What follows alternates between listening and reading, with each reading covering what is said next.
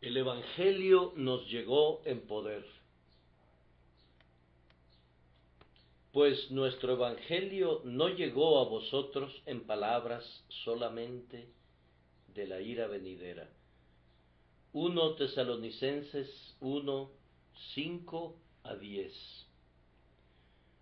A un trabajador le gusta ver los frutos de su trabajo. Es muy desalentador que le dedique mucho esfuerzo y no pueda ver los resultados.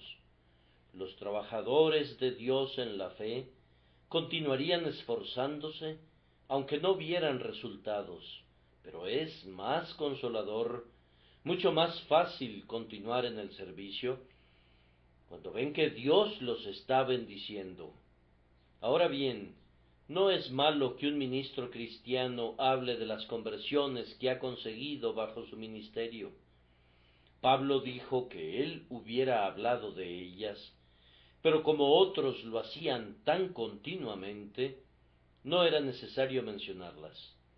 Sin embargo, bajo ninguna circunstancia Pablo habría actuado mal, y por consiguiente concluimos que es muy aceptable a veces que veamos lo que se ha hecho y que hablemos de ello, y especialmente porque si cualquier ministro hace algo bueno, es porque Dios lo ha hecho, y toda la gloria se le debe a Él y a Él solamente.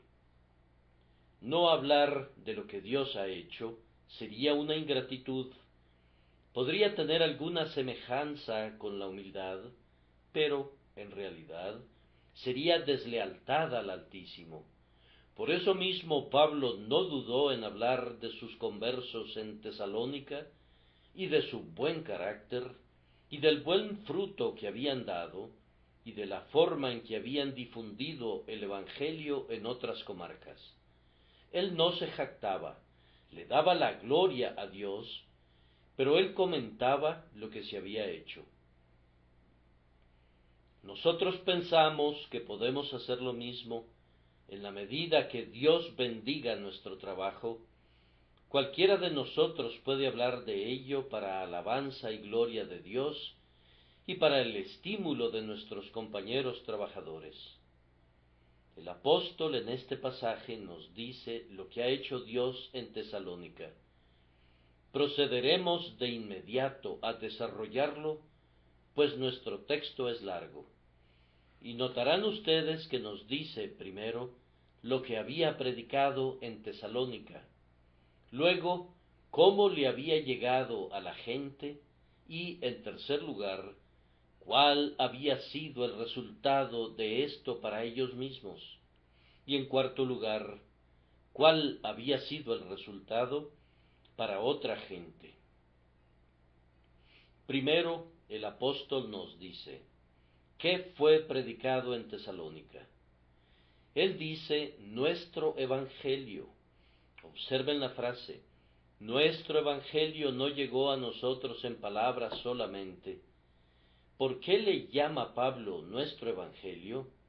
Él no lo inventó, él no lo pensó, ni lo hacía nuevo cada domingo. No, era el evangelio de Cristo mucho antes de que fuera el evangelio de Pablo.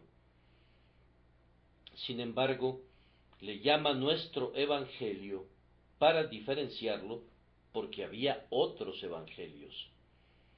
Había quienes llegaban y decían, esta es la buena nueva, y otros, por otro lado, decían, esta es la buena nueva. Pero Pablo dice que hay otro evangelio y agrega, no que haya otro, sino que hay algunos que os perturban. Él, por consiguiente, afirmó sus pies y dijo, traigan los evangelios que quieran cada uno de ustedes, pero yo tengo un evangelio que predico diferente al de ustedes, y ese evangelio es el que he predicado a los tesalonicenses, el cual no les ha llegado en palabras solamente.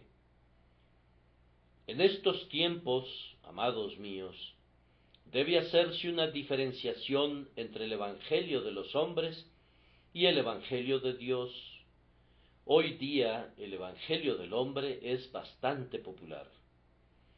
Alguien se pone a pensar hasta que le duele la cabeza, produce disparates, viene y los ofrece como algo nuevo. Los hombres van hasta el fondo de un tema y lo baten hasta que remueven el lodo de ese fondo, y luego no pueden ver su propio camino, y nadie más puede verlo, y luego salen con algo maravilloso, y usando palabras difíciles de pronunciar y más difíciles de entender, ganan el prestigio barato de ser grandes eruditos y profundos teólogos. Bien, dejemos que sigan su camino. Ese es su evangelio. Pero nosotros tenemos otro evangelio, el cual lo hemos ganado de otra manera y deseamos propagarlo de otra manera. Pablo dijo nuestro evangelio, pues, para hacer una distinción. Pero también quiso decir que era su evangelio porque le había sido encomendado, lo había recibido como un depósito sagrado. Él era, por decirlo así, un mayordomo de Dios con la misión de preservar y mantener viva la verdad en el mundo. Y Pablo la preservó sin adulterarla. Así, cuando terminó su vida, pudo decir: he peleado la buena batalla, he guardado la fe. Si alguien adulteró el Evangelio, no fue Pablo, él lo entregó tal como Cristo se lo dio. Oh, que cada uno de nosotros que es llamado a predicar el Evangelio, y por supuesto, cada miembro de la Iglesia, sienta que la verdad nos es encomendada para conservarla en el mundo. Nuestros antepasados la conservaron en la hoguera y en el tormento cruel, y cuando se fueron al cielo en sus carros de fuego, dejaron la verdad para que la preservaran sus hijos.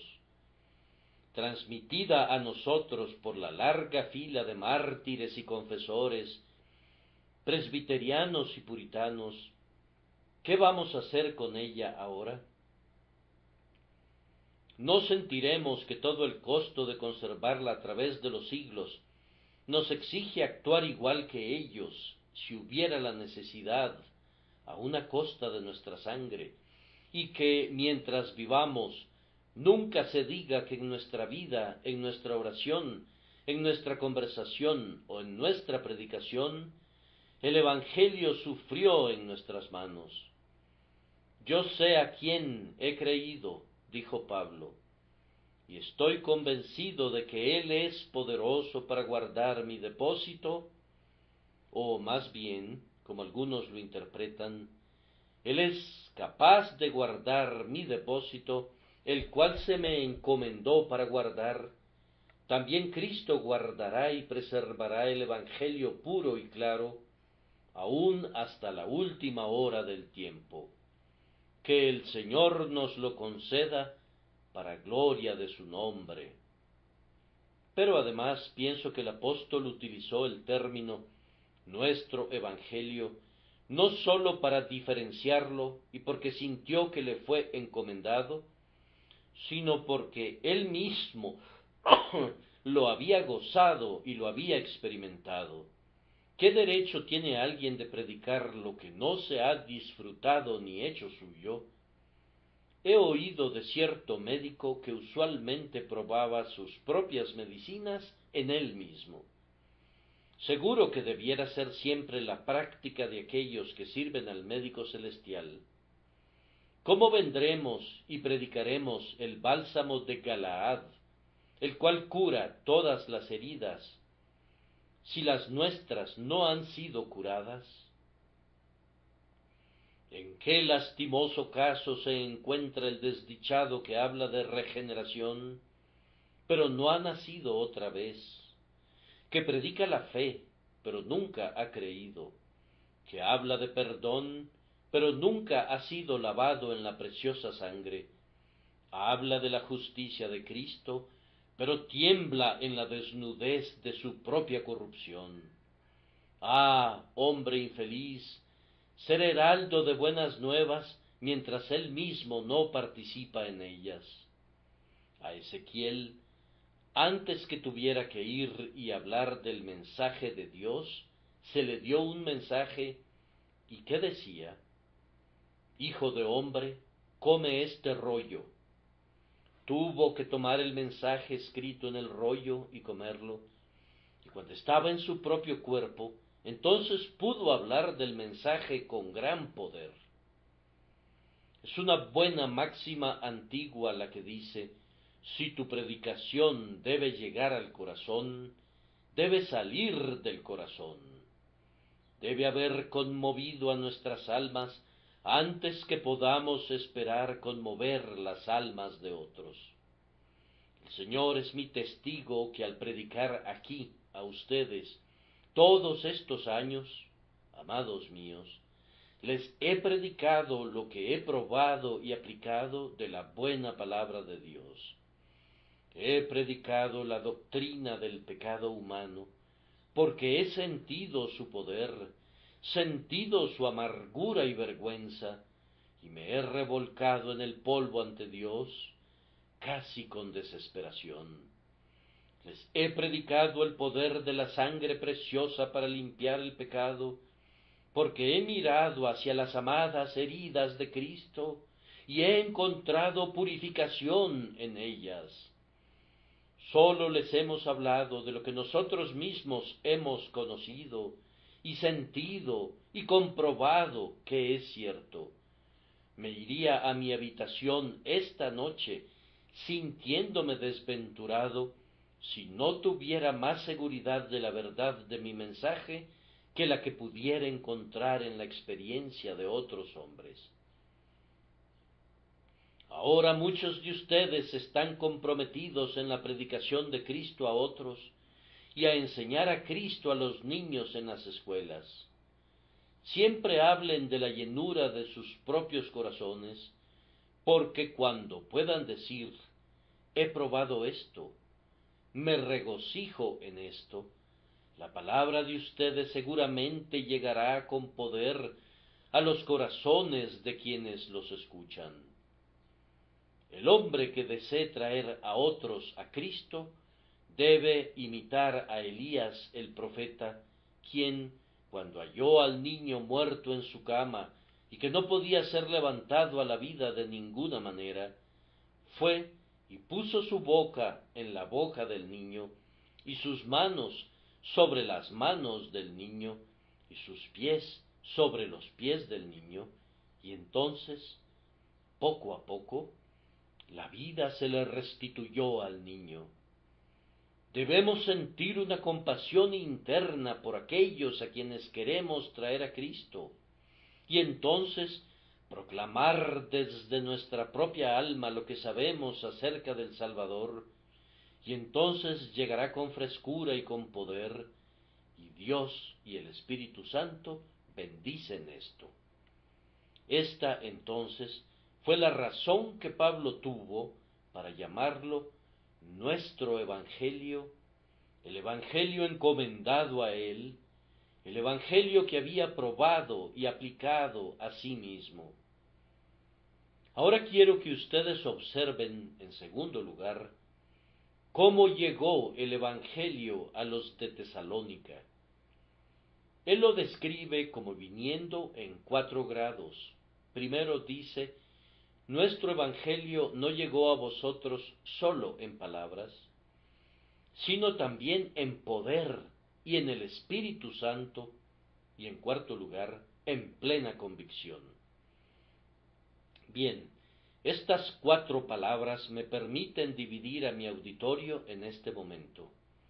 A todos los que han asistido regularmente a esta casa de reunión, que se han sentado en estas bancas durante algún tiempo, ciertamente nuestro Evangelio ha venido en palabra. Todos la han escuchado y la han escuchado de tal manera que entienden su sentido, el don de ella. La han oído de muchas maneras y formas prestándole la debida atención. Oh, pero es de temerse que hay algunos para los que la palabra ha venido en eso, en palabras solamente, y es muy triste para el predicador, y debe ser más triste para los que se encuentran en tal condición, que esta palabra que da vida sea solamente una palabra.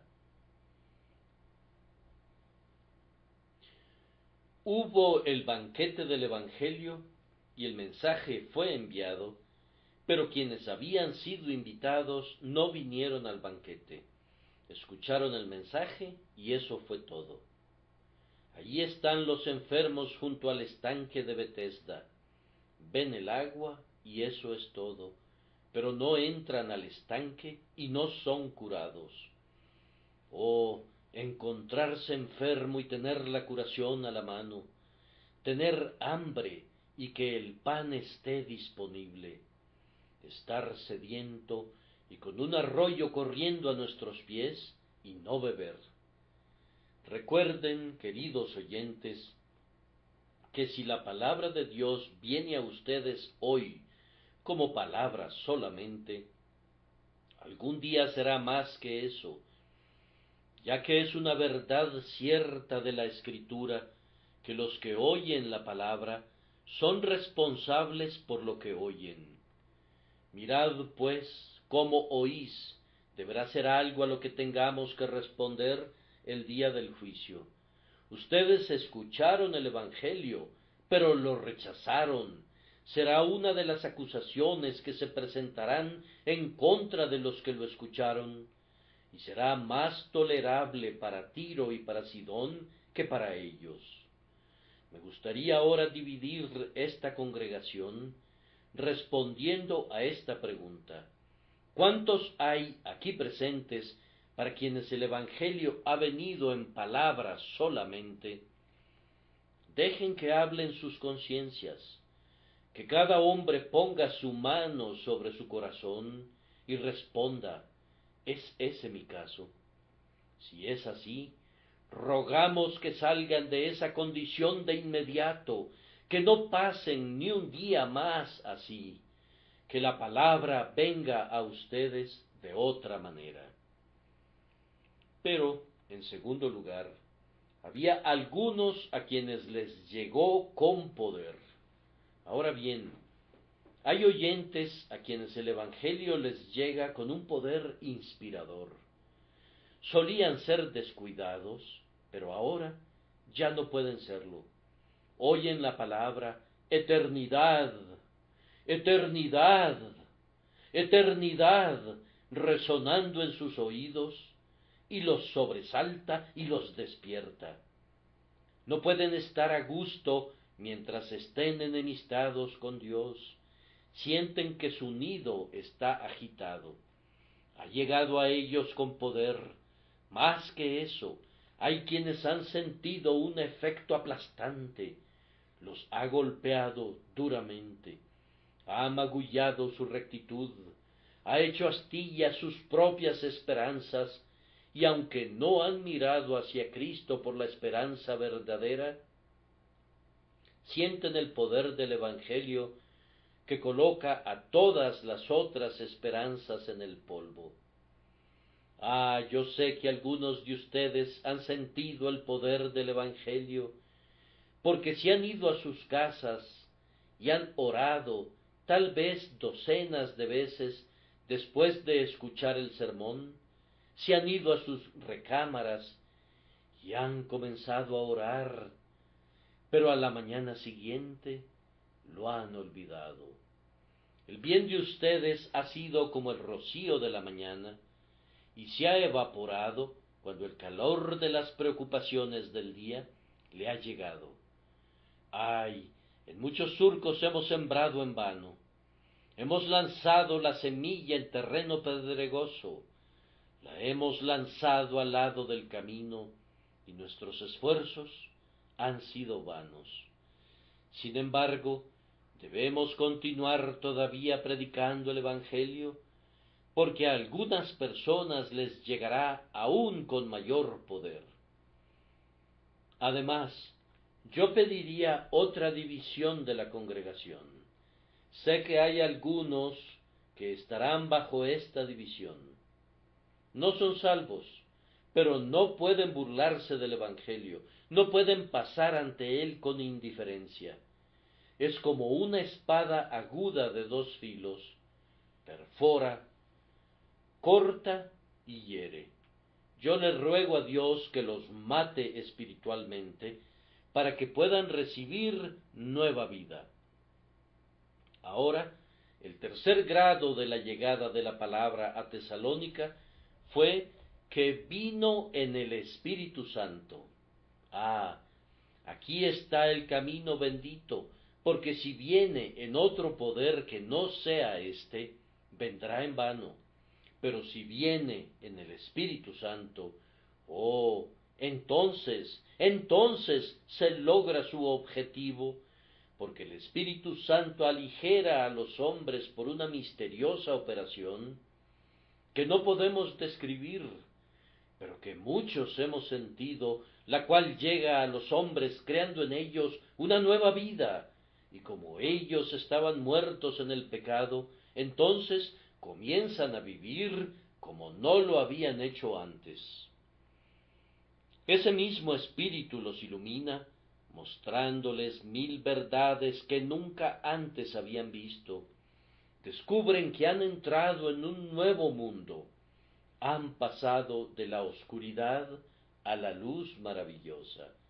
Entonces el Espíritu de Dios comienza a purificarlos, los limpia de este y ese pecado, y los libra de impurezas, los renueva, está en ellos como un espíritu para quemar y consumir al pecado, un espíritu que los limpia, limpiándolos de sus maldades.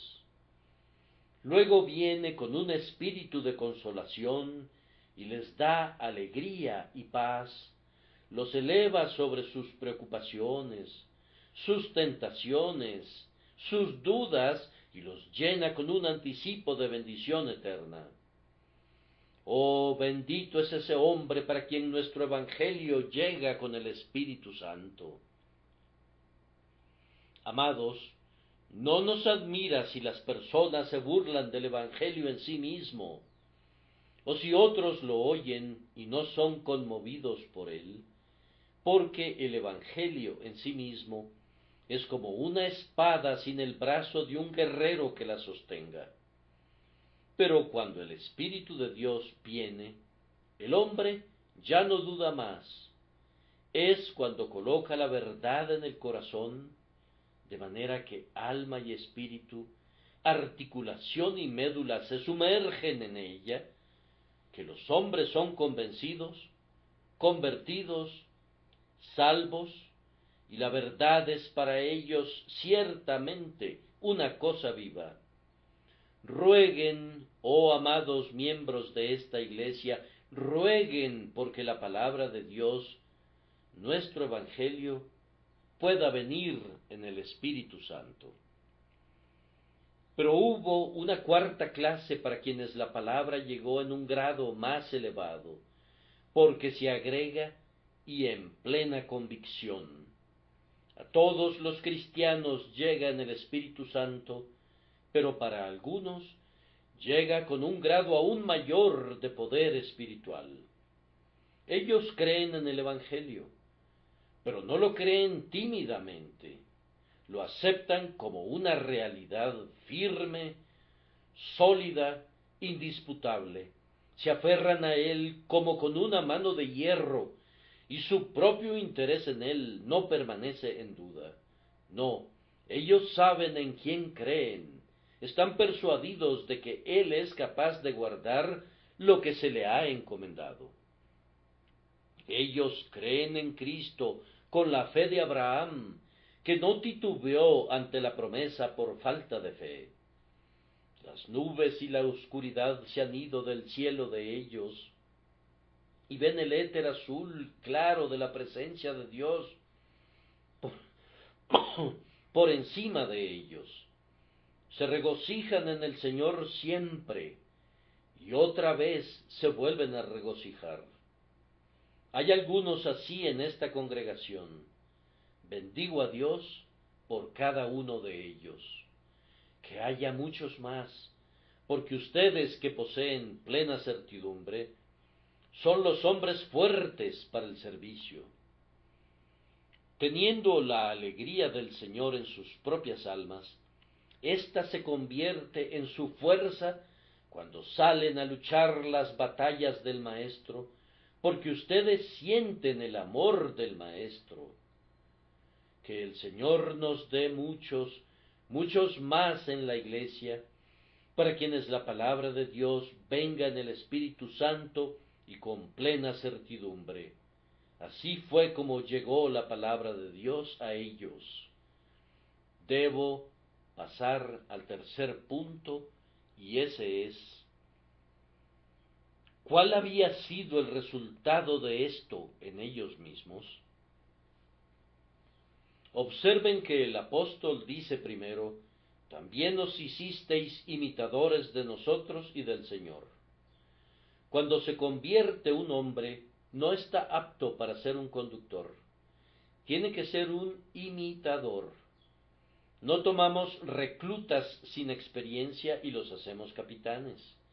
Deben ser entrenados, deben ir a las filas y marchar un poco, de manera que una de las primeras cosas que la gracia hace es hacer de un hombre un discípulo, es decir, un aprendiz, y entonces él ve en la palabra de Dios lo que debe ser su vida y su conducta, y viendo alrededor de él, ve algunos de los que Dios ha bendecido con su gracia, cuya vida y conducta está de acuerdo con la palabra, y él sigue a los sirvientes de Dios, no ciegamente, hace una distinción entre ellos y su maestro, solamente los sigue tanto como se mantengan en compañía con el Señor. También os hicisteis imitadores de nosotros y del Señor. Hermanos, yo sé que muchos de ustedes aquí presentes, cuando la palabra de Dios vino a ustedes, se hicieron imitadores de hombres santos. Si ustedes oían de una buena acción, deseaban imitarla. Si ustedes leían alguna biografía que hablaba de nobles hechos, aspiraban a emular tales hechos. Y cuando leyeron el carácter de su Señor y Maestro en los 4 evangelistas, ustedes pidieron tener la gracia de vivir una vida de sacrificio, de devoción a Dios y de amor hacia los hombres. Bien, no se trata de una obra pequeña de la gracia, cuando un hombre es llamado para ser un imitador de lo que es bueno. Al mismo tiempo, nos dice que esa gente recibió la palabra de Dios en medio de gran tribulación, con gozo del Espíritu Santo. Yo sé que hay algunos en este templo que, cuando recibieron el Evangelio, tuvieron que sufrir por él, pero aún así se gozaron. Desde el día que se revistieron de Cristo públicamente, fueron insultados, se volvieron sujetos de humillación. Hermanos, algunos se han alejado de nosotros porque no pudieron aguantar las constantes burlas, pero otros se han quedado por la gracia de Dios y se han hecho capaces de soportar cualquier estigma o cualquier desdén. Y cierto, ¿no es acaso algo sin importancia soportar las bromas y mofas de la gente si el corazón está dirigido hacia Dios? ¿Qué nos importa? ¿Qué podría importarnos, aunque todos los hombres nos señalaran con el dedo y nos silbaran por ello? Sé verdadero con Dios, creyente, y con tu conciencia también, y bien puedes recibir la palabra con el gozo del Espíritu Santo y en medio de gran tribulación.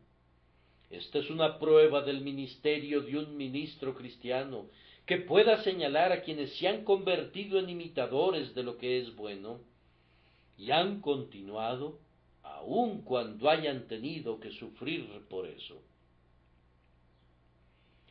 Pero parece que esa gente de Tesalónica fue más allá. Crecieron de ser imitadores en algún sentido y entonces se volvieron líderes, de tal manera que habéis sido ejemplo para todos los creyentes de Macedonia y de Acaya. Ahora bien, es una cosa muy sencilla para un cristiano ser ejemplo para un pecador.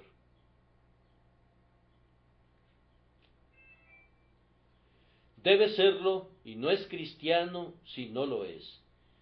Tu religión no valdría nada si no la colocas como un bello ejemplo para los impíos. Pero hay un grado mayor de gracia cuando un hombre se convierte en ejemplo hasta para los cristianos, cuando es un creyente tal que otros pueden verlo como un cristiano maduro, que pueden considerarlo como un tipo de lo que debe ser un cristiano. Pablo dice que algunos de esos idólatras degradados a los que les había predicado el Evangelio, primero lo siguieron a él y al Señor, después crecieron en gracia, de manera que se pusieron al frente y llegaron a ser ejemplo para los creyentes. Déjenme sostener esto, amados, para motivación de ustedes, que ninguno de nosotros esté contento con el ordinario y frío ser cristiano de hoy en día. Qué fría y pobre materia es. Si el propio Señor viniera, ¿hallaría fe en la tierra? ¿Dónde está el celo de los días pasados? ¿Dónde está el ardor? ¿Dónde está la valentía de las edades que fueron? Si estas cosas no se encontraran en ningún lado, oh hermano mío, busca tenerlas en tu propia alma. Pídele a Dios, si te ves forzado a ver a otros decaer, que tú no decaigas, porque la gracia de Dios puede hacer de ti un ejemplo para el resto de su gente. De ellos hay aquí esta noche de quienes podría hablar, que el Señor los bendiga y los conserve como son, porque he visto aquí a cristianos apostólicos. Si no lo he visto en ningún otro lado, lo he visto aquí, entre algunos de mis hermanos y hermanas aquí presentes, cuyo servicio será recordado en el día del juicio. No desean que sea conocido aquí, ni lo será, pero con lágrimas y oraciones se han dedicado a Cristo y lo han servido bien, y Él los recordará en ese día. Más aún, el apóstol sigue adelante para decirnos lo que fue hecho por estos tesalonicenses, a saber, que se convirtieron de los ídolos, o que Dios nos convierta de todo ídolo que tengamos. No adoramos dioses de madera y piedra, pero ¿cuántos hay que profesan la fe, pero que todavía adoran el conocimiento? Que lo busquen, pero que no lo adoren. Hay quienes adoran la fama, otros que adoran el placer. Esta ciudad está llena de idólatras por todos lados. Cuando la gracia de Dios viene, hace que los hombres adoren al Dios desconocido y dejen sus ídolos para los que así lo prefieran. Convirtiéndose de los ídolos, los tesalonicenses sirvieron al Dios viviente. No sólo reconocieron que era el Dios viviente, sino que comenzaron a servirlo, pusieron su fuerza a favor de su causa. Así será entre ustedes cada vez que la palabra haya venido en el Espíritu Santo. Dedicaremos nuestro tiempo y nos gastaremos en el servicio de nuestro Creador y Redentor. Y agrega que esperaban la venida del Señor. Oh, esta es una gran señal de gracia, cuando el cristiano espera que venga su Señor y vive como quien lo espera en cualquier momento. Si ustedes y yo supiéramos esta noche que el Señor va a venir antes que este servicio termine, ¿en qué estado de nuestro corazón nos sentaríamos en estas bancas? En ese estado debemos estar. Si yo supiera que vería a mi Señor antes que se levantara otra vez el sol, ¿cómo predicaría? Debo predicar justo en la forma como si fuera a venir de inmediato, y no hubiera duda en ello. Estaríamos muy poco apegados a las cosas de este mundo si supiéramos que Cristo estaba por llegar rápidamente. Así de poco debemos apegarnos a ellas. Nos deberíamos preocupar muy poco por las incomodidades de la vida, sabiendo que todo terminará y que Cristo vendrá en muy breve plazo. Así de poco deberíamos preocuparnos de las incomodidades de la vida. Bendito es el hombre cuya alma está siempre esperando la venida del Señor. Puede no estudiar los textos de las Escrituras para saber los tiempos y estaciones, pero si siempre está esperando que su Señor venga en cualquier momento y vive bajo el sentimiento de esa convicción y bajo el poder de ella, será un hombre santo. ¿Qué clase de personas, dice Pedro, debéis ser vosotros en conducta santa y piadosa? Así deseamos ser por el poder del Espíritu Santo. Así hemos observado lo que hizo la gracia de Dios para los de Tesalónica. Ahora señalemos cuál fue el resultado de esto para otros. Aquí deseo hablar esencialmente a los miembros de esta iglesia. Tesalónica era un puerto de mar, también era una ciudad importante de Macedonia. Por ello, cualquier cosa que se hiciera en Tesalónica era muy seguro que se supiera en toda Macedonia y el resto de Grecia. Si la iglesia en Tesalónica hubiera sido una iglesia aburrida, soñolienta, como son algunas iglesias cristianas, hubiera perdido una excelente oportunidad de hacer el bien, pero al ser una iglesia completamente despierta, realmente llena de la propia fuerza de Dios, desde esa iglesia resonó la palabra de Dios por toda Grecia, y cuando los barcos dejaban el puerto, portaban la buena nueva al Asia Menor y a otras tierras, de manera que Tesalónica se convirtió en el punto de partida para los heraldos de la cruz. Ahora bien, si hay un lugar en el mundo que debiera sentir su responsabilidad, ese lugar es Londres. No somos egoístas, creo, cuando decimos que es el mismo corazón del mundo. Cualquier cosa que se haga aquí, seguramente se sabrá, y una iglesia seria en Londres es solamente lo que debiera ser. Una iglesia en Londres de cualquier prominencia, que sea soñolienta y aburrida y fría, tendrá que rendir una muy pesada cuenta cuando venga el gran maestro. En la iglesia en Tesalónica resonó el Evangelio involuntariamente y también voluntariamente.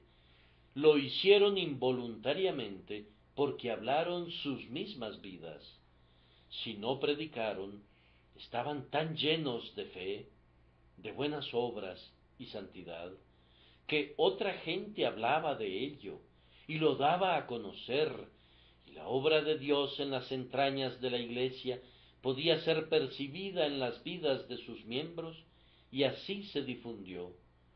Oh, cuán feliz sería cualquier pastor cuyo pueblo fuera tan piadoso, tan unido, tan generoso, tan perseverante, tan devoto, tan lleno de fe y del Espíritu Santo, que por todos lados se hablara de ellos, y por ellos, por su conducta, la palabra de Dios resonara en otras partes.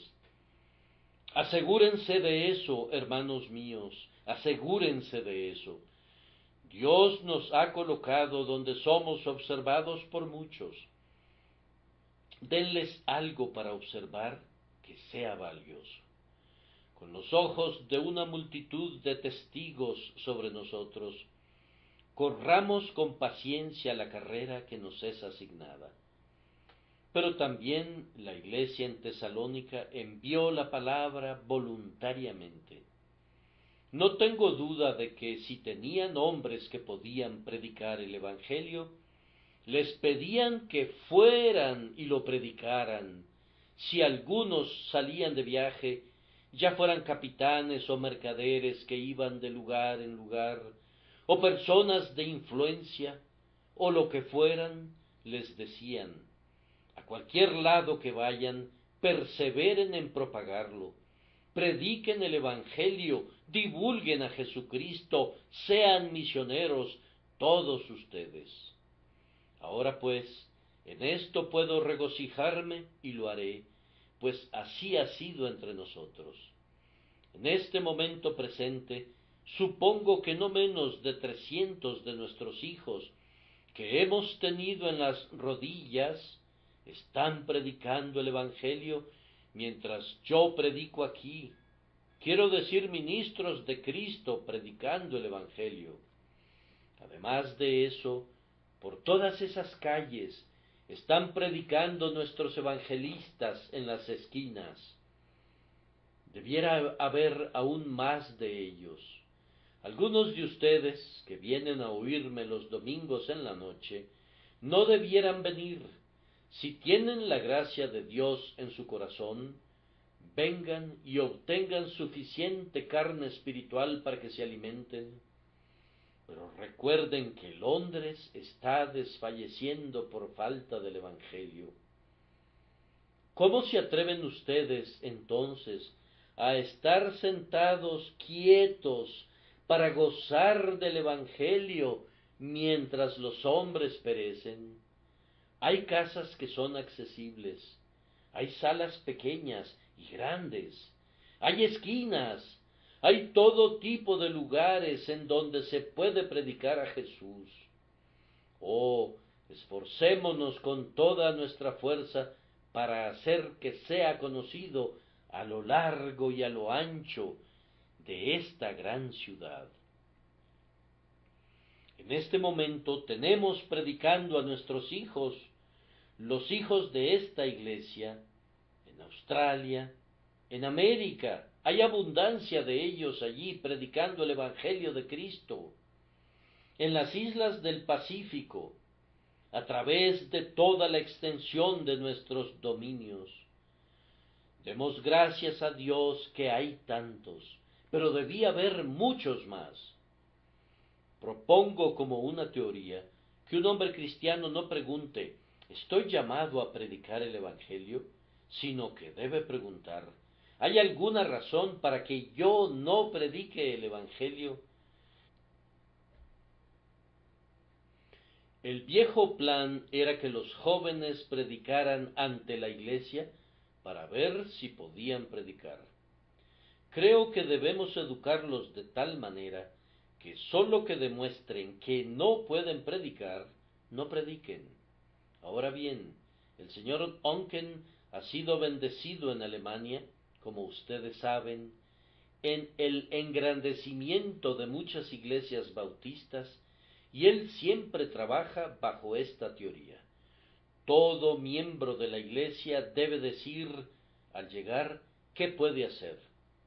Si dice que no puede hacer nada, y es viejo y enfermo, y tiene que estar en cama, muy bien, puede servir a Dios con el sufrimiento. Pero si tiene alguna habilidad y dice, no puedo hacer nada, entonces la respuesta es, no puedes entrar en la iglesia. No podemos tener vagos, solo debemos tener abejas trabajadoras en la colmena. Pienso que sería una buena decisión del tabernáculo el expulsar a todo miembro que no esté haciendo esto o lo otro por el Señor Jesucristo. Me temo que algunos de ustedes se tendrían que ir. Bien, no promoveremos esa resolución, pero promoveremos otra, a saber, que todo miembro que haya sido zángano hasta este momento orará para ser abeja, que todo el que no haya hecho nada le pida al Señor que le ayude a empezar, que aquellos que han hecho la mitad de lo que pueden quieran hacer la otra mitad, y que aquellos que están haciendo todo lo que pueden quieran siempre hacer un poco más, porque siempre el hacer algo más de lo que uno puede, a la larga, es el mejor tipo de obra, porque entonces tienes que descansar en la fuerza de Dios cuando estás en el límite de la tuya, y ahí está el punto donde los resultados se obtienen. Pido las oraciones de los queridos hermanos que han estado con nosotros, algunos de ellos por 16 y 17 años en este servicio, para que Dios no frene su mano a la mitad, que así como nos ha multiplicado a una congregación sin igual de 4.500 miembros aproximadamente, también nos dé una gracia sin igual, que nuestro celo y seriedad y entusiasmo pueda estar en proporción con el número, y que el éxito alcanzado por Dios esté en proporción con las responsabilidades colocadas sobre nosotros. Hago sonar la trompeta de nuevo esta noche. Como dijo Dios, háblenles a los hijos de Israel que vayan adelante. Así quiero hablarles. Adelante, en el nombre de Dios, adelante. El mundo aún reposa en el mal. Adelante, ustedes portadores de luz. Dispersen las tinieblas. Aún se ríe Satanás de Dios. Adelante con el arma invencible de la cruz y hagan lo que luche. Hagan sonar sus trompetas alrededor de los muros de Jericó. Que siga el asedio. Dejen que suene la trompeta y caerá al suelo el muro aplastado por el poder del Dios eterno. Adelante. Oigo a los ángeles decirlo, adelante. Me parece oír a innumerables espíritus diciéndolo, haciéndonos señas como el hombre de Macedonia, que llamó a Pablo al otro lado del mar. Adelante. Las mismas potencias del infierno detrás de nosotros bien pueden empujarnos. Adelante. El amor de Cristo dentro de nosotros nos impulsará, y que cada hombre y mujer aquí reunidos, que hayan sido redimidos por la sangre, resuelvan esta noche con la fuerza de Jehová hacer por Dios y por su verdad algo más de lo que hasta ahora hayamos pensado, para alabanza de la gloria de su gracia. Que Dios los bendiga por causa de Jesús. Amén.